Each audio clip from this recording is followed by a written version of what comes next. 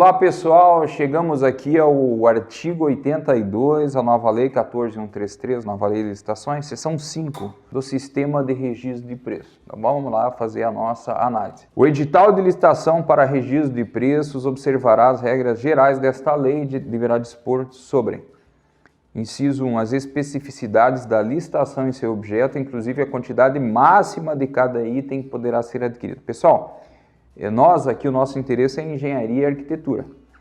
Então, muitas vezes, a maioria dos contratos que eu, à frente da maior empresa de instalação fotovoltaica do Brasil, estive na condução do departamento de licitações, a maioria dos contratos era registro de preço. A quantidade mínima a ser cotada de unidades de bens, no caso de serviço, de unidades de medida.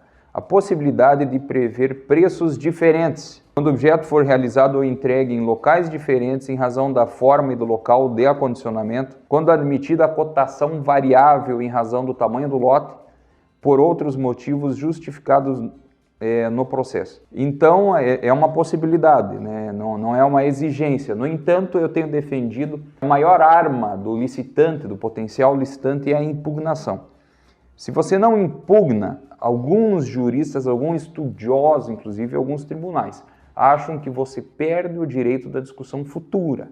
Então, se você quer ter certeza não existe nunca, né? Mas uma chance muito maior da garantia de cobrança dos seus direitos futuros, impugnação de edital. Nós não temos essa cultura, a construção civil deve mudar o foco para isso daí. Inciso 4, a possibilidade de o licitante oferecer ou não proposta em quantitativo inferior ao máximo previsto no edital, observando-se nos limites dela. 5, o critério de julgamento da licitação, que será o do menor preço ou maior desconto, sobre tabela praticado no mercado. O resultado final mesmo, mas a menor preço, a nova lei atribuiu a prerrogativa dela ocultar o orçamento.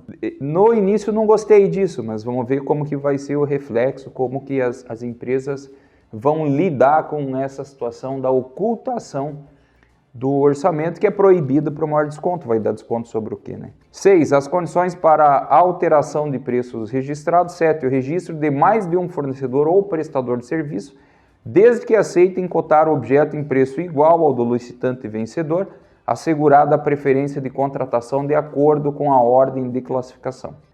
8. A vedação à participação do órgão ou entidade em mais de uma ata de registro de preço com o mesmo objeto no prazo de validade daquela que já tiver participado, salvo na ocorrência de ata que tenha registrado quantidade inferior ao máximo previsto no edital. 9. As hipóteses de cancelamento da ata de registro de preço e suas consequências. Parágrafo 1º. O critério de julgamento de menor preço por grupo de itens somente poderá ser adotado quando for demonstrada a inviabilidade de se promover a adjudicação por item e for evidenciada a sua vantagem técnica e econômica, e a critério de aceitabilidade de preços unitários máximos deverá ser indicado no edital. Então é aquela velha briga de fazer a licitação com parcelamento por lotes ou não. Na prática, o julgador estendeu aí a prerrogativa do gestor público de fazer a justificativa.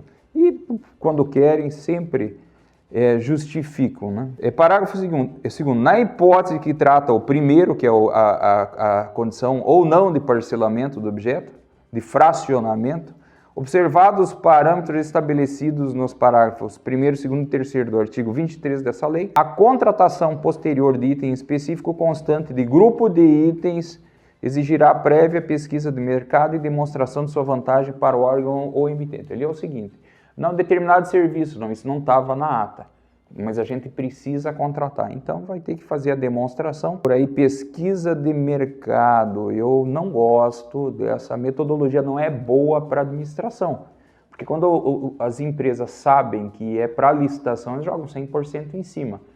Eu prefiro aí as pesquisas em bancos de notas fiscais. Parágrafo 3º. É permitido ou outros contratos que tenham sido firmados com outras administrações. É permitido o registro de preço com indicação limitada à unidade de contratação, sem indicação do total a ser adquirido, apenas nas seguintes situações: quando for a primeira licitação para o objeto e o órgão ou entidade não tiver registro de demandas anteriores. No caso de alimento perecível, no caso em que o serviço estiver integrado ao fornecimento de bens. Parágrafo 4º. Nas situações referidas no terceiro, é obrigatória a indicação do valor máximo da despesa e é vedada a participação de outro órgão ou entidade na ata. Parágrafo 5º. O sistema de registro de preços poderá ser usado para a contratação de bens e serviços, inclusive de obras e serviços de engenharia, observadas as seguintes condições: realização prévia de ampla pesquisa de mercado, óbvio.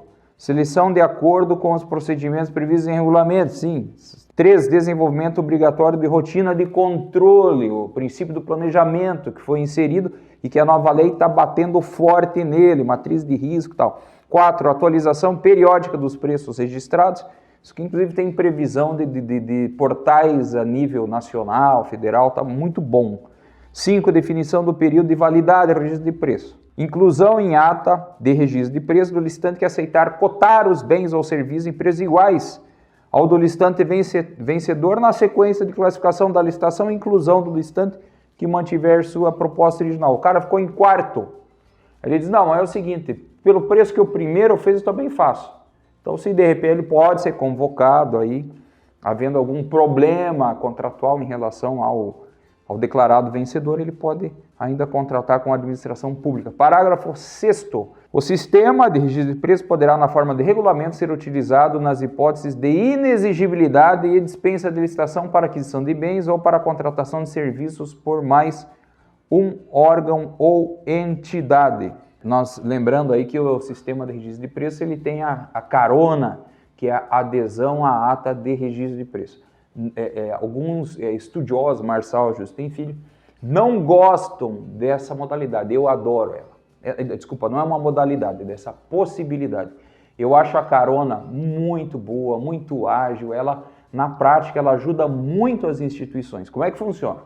Chegou o fim do ano, tá lá, falta um mês para encerrar o exercício, tem dinheiro no caixa, vai voltar para a União. Aí vamos tratar aqui um exemplo, uma universidade federal. Ela tem que usar aquilo, não dá tempo de licitar. O que ela faz? Ela faz uma adesão, ela pega uma carona, ela contata algum órgão que tenha licitado pelo registro de preço, ata de registro de preço, e ela tem regras aí que ela tem que cumprir, e se for aceita essa adesão, então ela pode contratar com aquela empresa que venceu a licitação naquele outro órgão. Para mim isso é maravilhoso. Agora, para o professor Marçal, isso foge ao princípio da competitividade e tal, é a opinião dele. Eu sou pela prática. Se aquilo vai ajudar o órgão, então eu vejo que é uma coisa muito boa.